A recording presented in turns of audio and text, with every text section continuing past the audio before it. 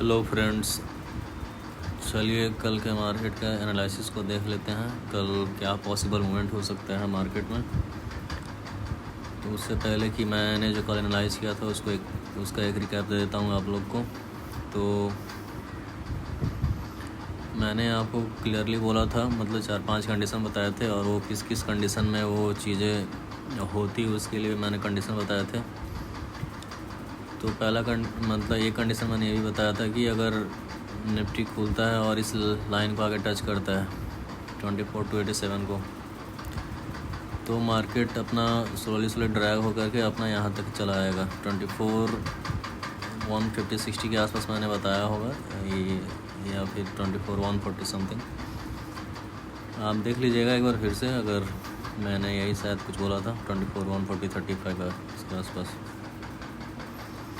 फिर वहाँ से मैंने रिवर्सल बोला था कि रिवर्सल आ जाएगा।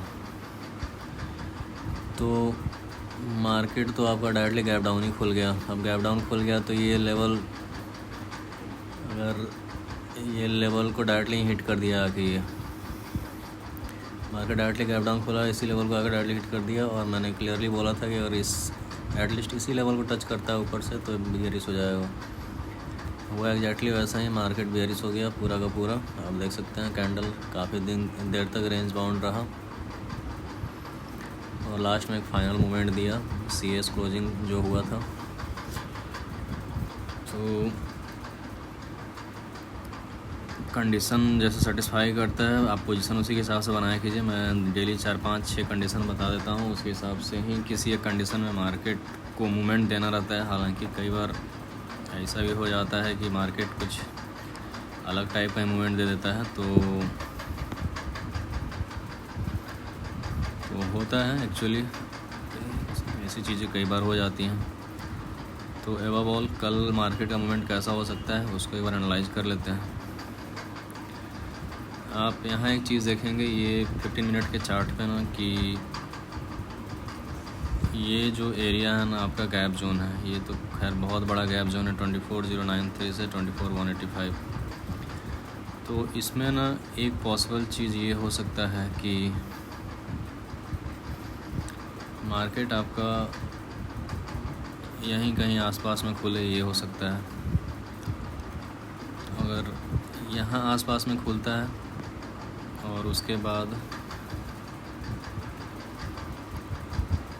मार्केट अगर इस रेंज में कहीं खुलता है और उसके बाद अगर ये 24,190 को टच करता है तो फिर मार्केट आपका बुलिश हो जाएगा। मान लीजिए 24,190 को टच किया, फिर स्लाइड पुल बैक आएगा नीचे, फिर यहाँ से आप कॉल बाई कीजिए एटलीस्ट यहाँ तक के लिए। यहाँ तक के लिए आप लोग बाई कर सकते हैं 24,328, 38, 30 तक भी जा सकता है। दूसरा केस, अगर गैप डाउन अगर सेम रीजन में खुलता है, अगर इस लाइन को आगे टच करता है 24,093 को,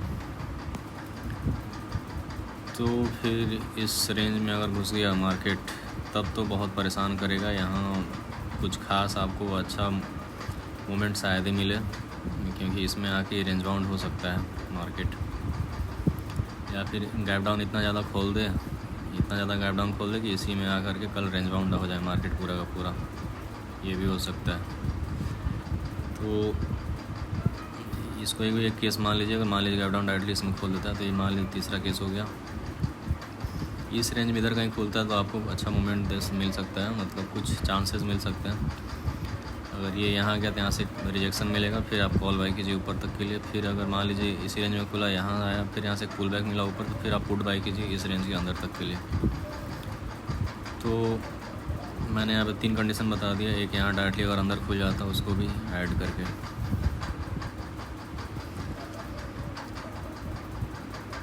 और पॉसिबल केसेस क्या हो सकता है कि मान लीजिए मार्केट गैप अप खुल गया, गैप अप खुलने के बाद फिर ये मार्केट आपका मान लीजिए ये इसके तरफ चला गया 24,287, 30 के आसपास, तो फिर यहाँ से ना एक सेलिंग आ सकता है आपका इस जोन के आसपास तक फिर से। इसके होने के चांसेस कम है, लेकिन मैं एक पॉसिबल केस है तो मैं बस आपको बता दे रहा हूँ। तो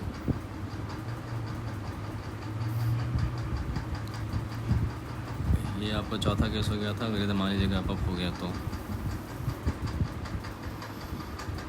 एक ऐसा भी हो सकता है कि मान लीजिए मार्केट गैप अप हुआ और फिर से आपको यहाँ बाइंग दिया और यहाँ कहीं तक आया मार्केट, फिर उसके बाद ये ऊपर चला गया, ऐसे ये भी हो सकता है।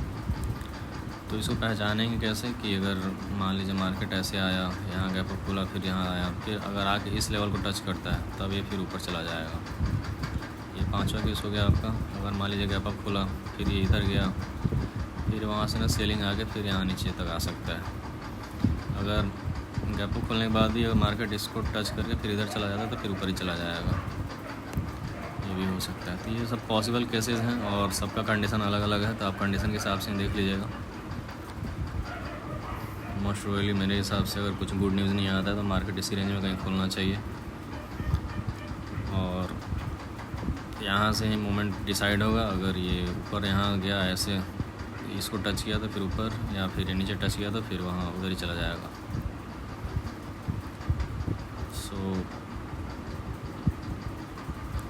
कल के मार्केट का मूवमेंट यही रहेगा।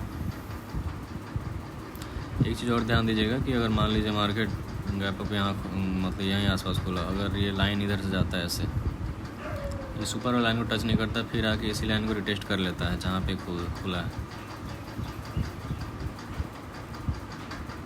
आई मीन इसके नीचे हालांकि वैसा नहीं होगा, आप इसको छोड़ दीजिए। ये अगर कहीं खुलता है इधर जाता है तो ऊपर चला जाएगा, इधर कहीं खुलता है नीचे गया तो फिर नीचे ही चला जाएगा, ये सिंपल है। बाकी 2-3 केस को आप याद रखिएगा। So this is analysis for tomorrow, let's see what happens.